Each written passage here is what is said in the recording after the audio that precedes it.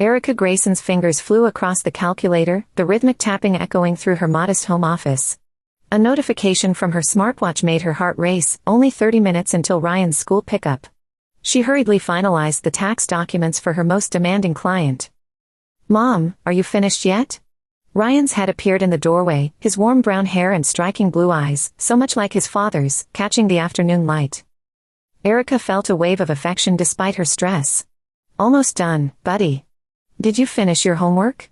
She reached for her coffee mug, now filled with cold coffee she'd forgotten to drink. "The math part," Ryan nodded, proudly holding up his worksheet. "But I need help with my history project about the Roman Empire." Pride washed over Erica as she glanced at her son's neat handwriting. She'd managed to support them both since his father left, maintaining her reputation as the most detail-oriented accountant at the small tax firm where she worked. After her father's sudden death from a heart attack 5 years ago, her responsibilities had doubled, but she'd never let Ryan see her struggle.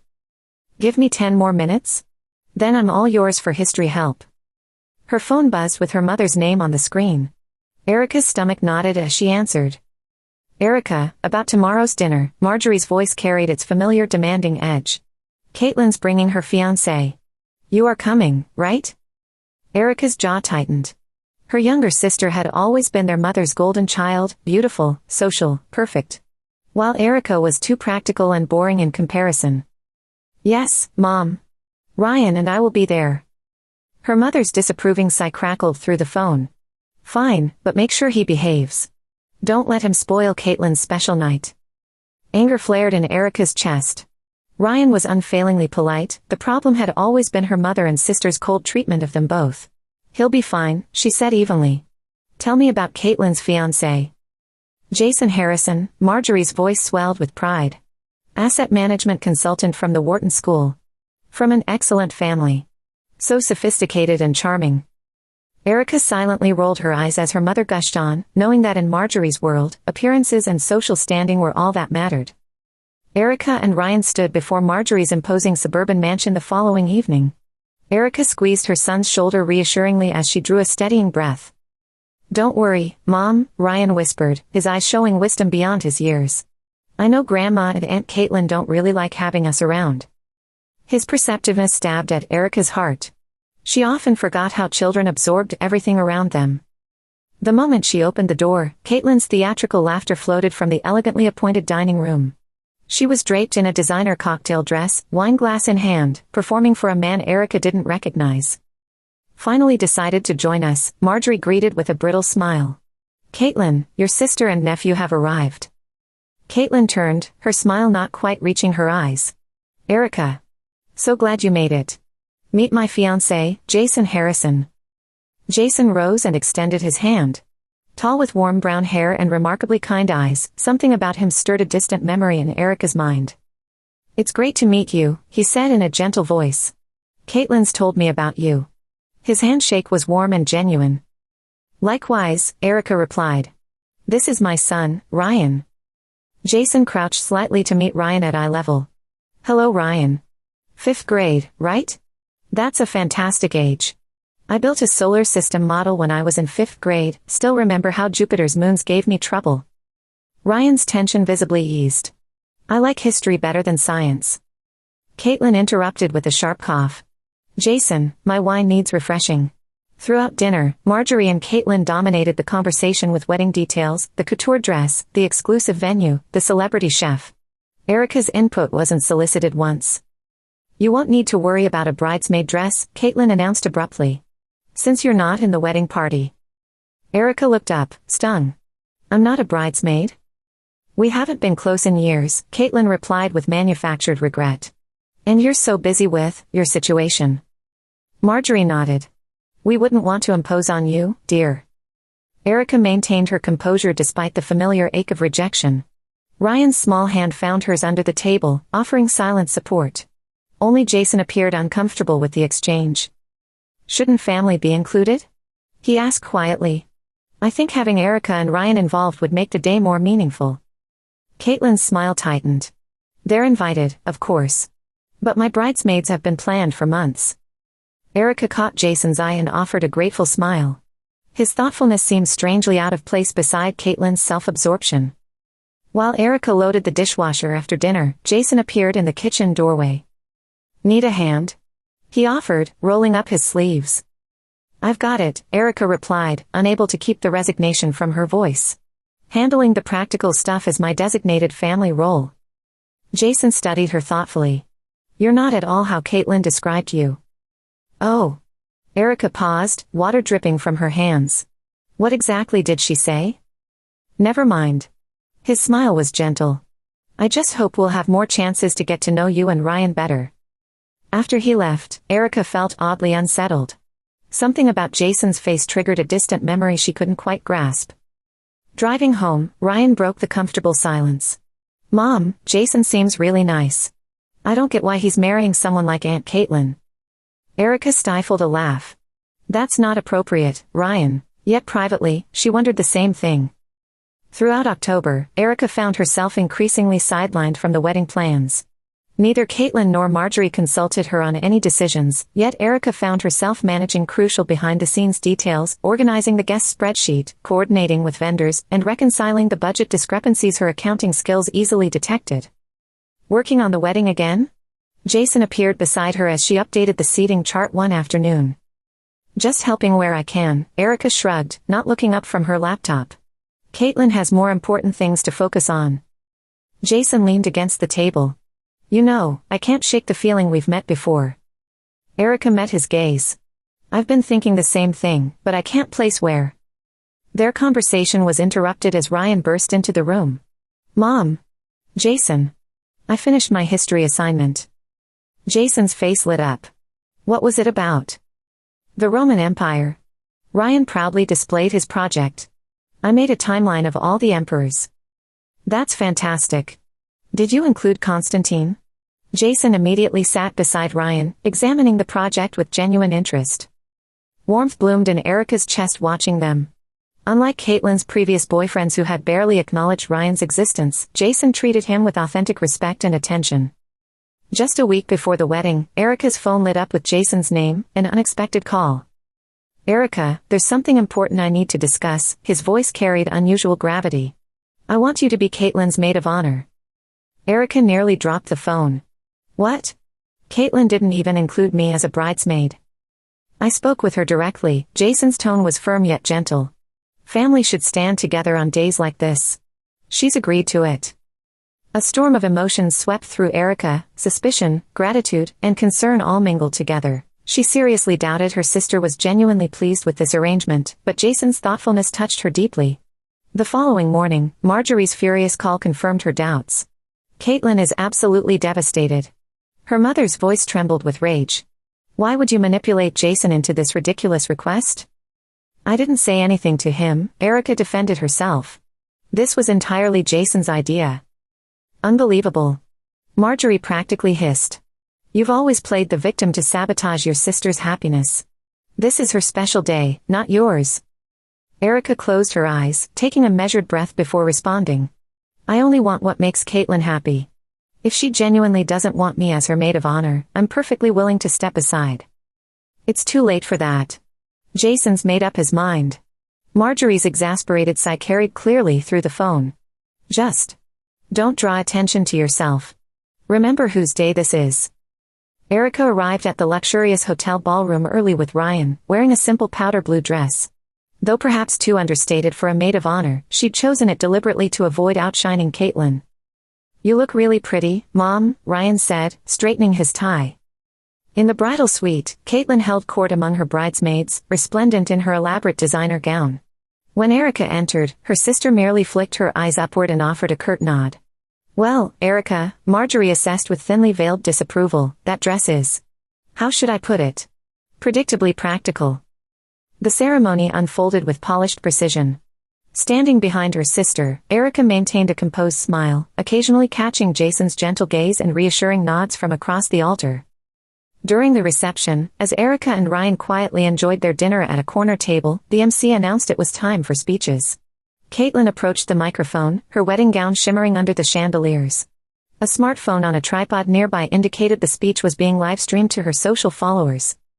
"Thank you all for sharing our special day," Caitlin began sweetly, surveying the crowd before her eyes settled on Erica with a sudden glint of malice. After waxing poetic about marital bliss, she abruptly pointed toward Erica.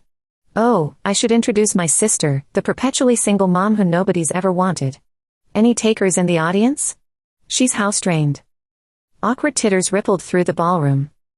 "Just joking, everyone," Caitlin trilled, though few seemed amused.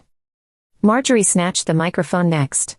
"Our eldest has always been such a downer," she announced with exaggerated cheerfulness.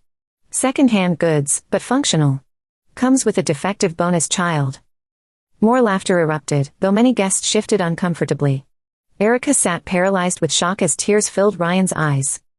"Mom," he whispered, his voice breaking. Erica stood, taking her son's hand. "We're leaving," she murmured. Before they could move, Jason rose from the head table, his face flushed with barely contained fury. The room fell instantly silent as all eyes turned to the groom. Taking measured steps, Jason approached the microphone, his eyes meeting Erica's with an intensity that conveyed volumes. The silence grew profound as he took a steadying breath.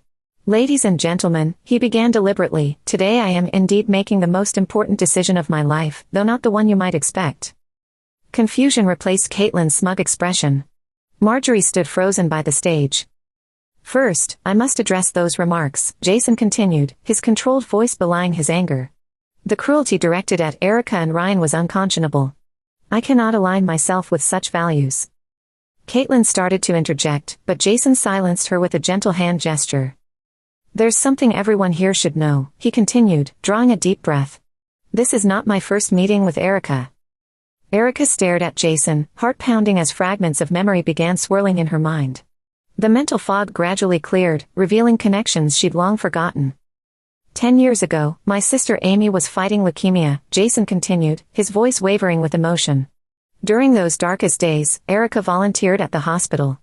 I was only 22 then, and Erica, 25 at the time, showed our family extraordinary compassion when we needed it most. During Amy's final months, Erica became our anchor. Tears spilled down Erica's cheeks as recognition dawned. Amy Harrison, the vibrant young woman with terminal leukemia. Having survived the same disease during college, Erica had volunteered at oncology wards, determined to support others through their battles. Even after Amy passed, Erica continued checking on our family, Jason explained. It took me years to emerge from that grief. Then, 3 years ago, I met Caitlin at a charity gala. Her vibrant personality drew me in. I didn't realize she was Erica's sister until we'd been dating for months. Jason turned to Caitlin, his expression a mixture of regret and disappointment. Everything you told me about your sister was tainted with resentment. I convinced myself people could change. Caitlin's face contorted with rage as Marjorie crumpled into a nearby chair. But after our engagement, I began seeing your true character, Jason continued softly. I was especially stunned when I met Ryan.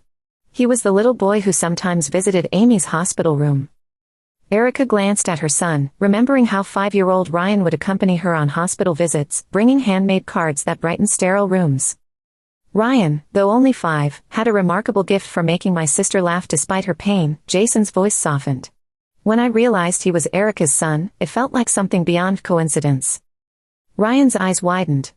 I remember her. I gave her my dinosaur drawing. Jason nodded, smiling gently. Amy treasured your artwork until her final days. His expression grew solemn again. Throughout our engagement, I've struggled with Caitlin's and Marjorie's coldness toward Erica and Ryan. I hope they might change. Today's cruel remarks have extinguished that hope entirely. With deliberate movements, Jason removed his wedding ring. Shocked gasps rippled through the ballroom. I'm calling off this marriage, he announced with quiet resolve. Amy's last words to me were that true family means mutual respect and support. Caitlin, Marjorie, you've demonstrated the opposite today. This isn't funny, Jason. Caitlin shrieked. What are you doing?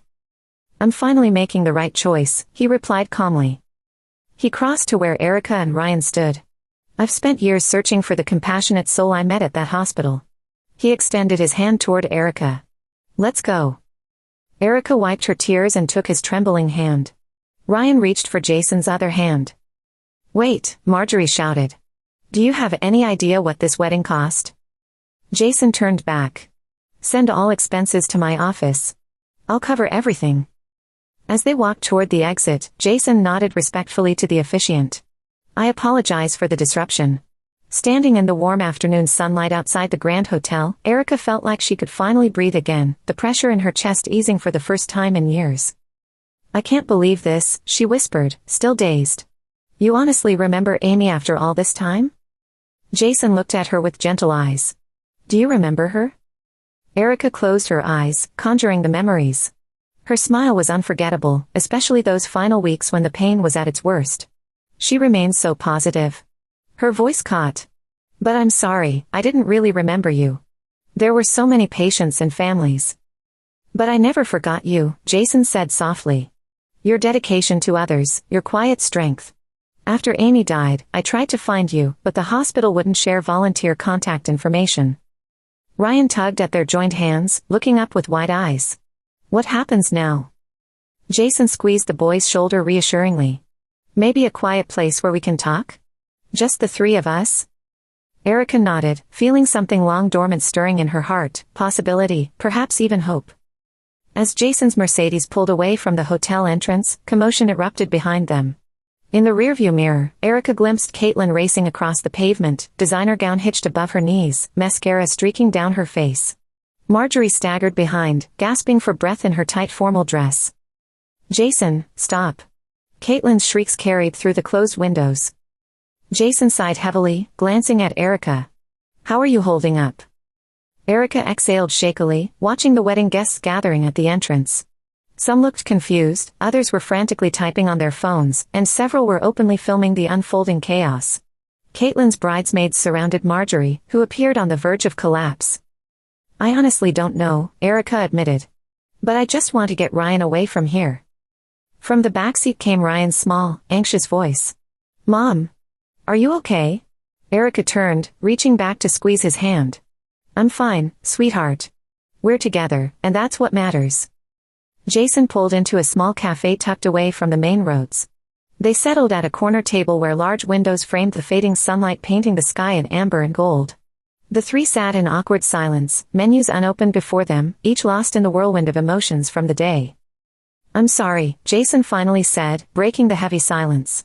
"For causing such chaos." Erica shook her head firmly. "Don't apologize. You stood up for us when no one else ever has." She glanced at Ryan with fierce protectiveness. "Especially for him." "I'm okay," Ryan insisted, though his small hands trembled slightly as he reached for his water. "I know what Grandma and Aunt Caitlin said wasn't true." Jason placed a gentle hand on Ryan's shoulder. "You're an extraordinary kid, Ryan. Did you know Amy used to brighten up whenever you visited? She called you her little ray of sunshine in that dark hospital." Ryan's face transformed with delight. "She really said that?" "Absolutely," Erica confirmed, her smile genuine for the first time that day. "Amy always perked up when you came to visit." Their food arrived, and Erica found herself relaxing into the meal with an unfamiliar sense of security. Jason's steady presence beside them felt like an anchor in the storm. "Can I ask you something?" Erica ventured hesitantly. "Why did you get engaged to Caitlin in the first place? Did you truly love her?" Jason considered the question carefully. "Initially, I was drawn to her vivacity. After Amy died, everything felt gray and lifeless. Caitlin was so full of energy, she made the world feel colorful again." He rotated his water glass thoughtfully. "When I discovered she was your sister, it seemed like the universe was giving me a sign. Even though I couldn't fully place you then, something felt connected." His smile turned rueful. "But gradually, I realized her brightness was all surface, a performance for others. She craved constant attention and lacked real empathy, especially for family." "Yet you still went through with the engagement?" Erica pressed gently. Jason looked embarrassed. "I kept hoping she'd reveal deeper layers. And honestly, once things were set in motion, the announcements, the expectations, changing course felt impossibly difficult." He met Erica's eyes directly. "But watching how they treated you and Ryan today, I couldn't maintain the charade anymore. Some things matter more than saving face." His phone lit up with Caitlin's name and photo. Jason silenced it, but it immediately rang again. "Maybe you should answer," Erica suggested quietly. With obvious reluctance, Jason accepted the call. Caitlin's shrill accusations spilled into the cafe. While Erica and Ryan tried to focus on their meals, they couldn't help overhearing her vicious tirade. Jason responded with remarkable composure, though exhaustion gradually claimed his features. Caitlin, my decision is final, he eventually stated with quiet firmness. We can discuss arrangements through our attorneys tomorrow. Please don't call again tonight. After ending the call, uncomfortable silence descended over their table. I apologize for that, Jason murmured. Erica shook her head. No need. This whole situation is complicated.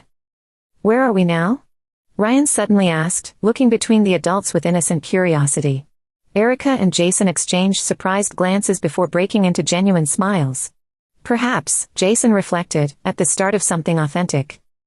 After their meal, Jason drove Erica and Ryan to their modest suburban home, pulling into the driveway beneath the maple tree. He walked them to the front door, the porch light casting a gentle glow. Thank you for what you did today, Erica said softly, the moonlight illuminating her face. It took incredible courage. I should be thanking you, Jason replied, meeting her eyes directly. Could I see you both tomorrow? Maybe we could talk more? Erica's smile came easily, surprising her. I'd like that. Mom! Ryan called excitedly from the doorway. Jason's going to tell me all about Amy's favorite dinosaurs. Jason laughed, the tension of the day finally breaking. That's right, buddy. I remember every single one. Erica lingered at the door watching Jason walk to his car. When he turned back with a warm smile and a small wave, something stirred deep within her, a feeling nearly forgotten. Inside, the answering machine blinked angrily with multiple messages. Marjorie's brittle voice filled the living room. Erica, how dare you humiliate us this way? Caitlin is devastated. What lies did you feed Jason about our family? Erica pressed delete with a weary sigh. Ryan, time for your shower. School tomorrow, remember? Mom, Ryan tugged her sleeve with serious eyes. Do you like Jason? The directness of his question caught her off guard.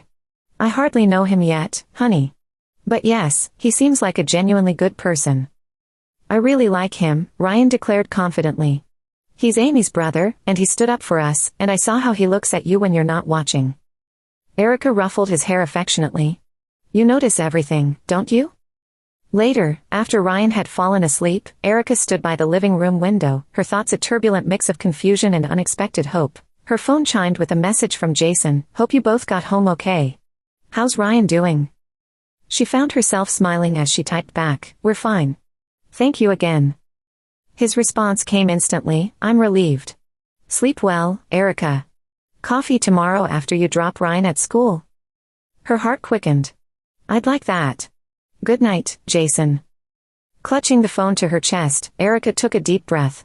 The family rift, the wedding disaster, this sudden reconnection, everything was happening so fast. Yet somehow, despite it all, a sense of peace she hadn't experienced in years settled over her. The following autumn, as maple leaves blazed in fiery hues across Maple Park, Erica carefully mounted the gleaming new sign for Grayson Financial Services above her storefront office. The small accounting practice she'd launched with Jason's encouragement had already built a solid clientele in just 6 months. Mom! Come on. I'll be late for practice. Ryan called impatiently from the sidewalk. Now 11, he stood taller, his posture radiating newfound confidence. Recently elected soccer team captain, he blossomed socially at school. Just a second, Erica smiled, admiring the sign once more. The transformation in her own life was equally remarkable. Her hair had regained its luster, and her eyes now held a quiet self-assurance that hadn't been there before. I can take him, Jason offered, appearing from their home's front door. Since last Christmas, they'd shared the renovated Craftsman house, their relationship deepening steadily though they weren't yet engaged. Don't you have that investor meeting downtown? Erica asked with concern. Jason waved dismissively. Being half an hour late won't crash the markets. This is Ryan's big day. They made a brief detour to the small memorial garden downtown. After placing fresh flowers at Amy's plaque, the three stood in respectful silence. I kept my word, sis, Jason whispered softly. Erica squeezed his hand while Ryan placed a smooth stone atop the marker, a special ritual he and Amy had shared during hospital visits. Sometimes I feel like she's still watching us, Ryan murmured thoughtfully. Erica leaned against Jason, her head resting naturally on his shoulder. Thank you, Amy, she thought silently. Across town, Caitlin methodically boxed up her designer clothes in her luxury condo.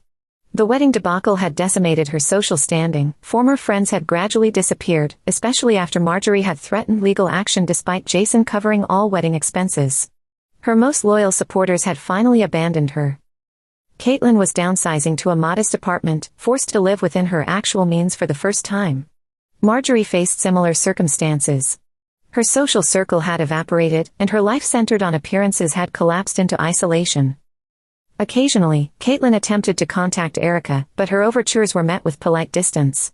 She was slowly recognizing the permanent damage her actions had caused.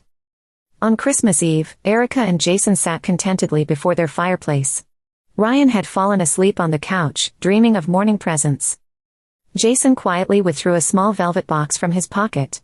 "I've been waiting for the right moment to give you this." Erica's breath caught as she opened it to reveal an elegant emerald ring. "This was Amy's," Jason explained softly. "Her final wish was that I give it to someone whose heart shines as brightly as her own." Tears glistened in Erica's eyes. "She really said that?" "You and Ryan brought light back into my world," Jason said, taking her hand. "Will you marry me? Let's make official what we already know." "Real family connects through heart, not just blood," Erica smiled, echoing Amy's wisdom. "Yes," she answered simply. "We've been family for some time now, haven't we?" Outside, snow began falling silently against the window panes, nature's quiet blessing on their new beginning.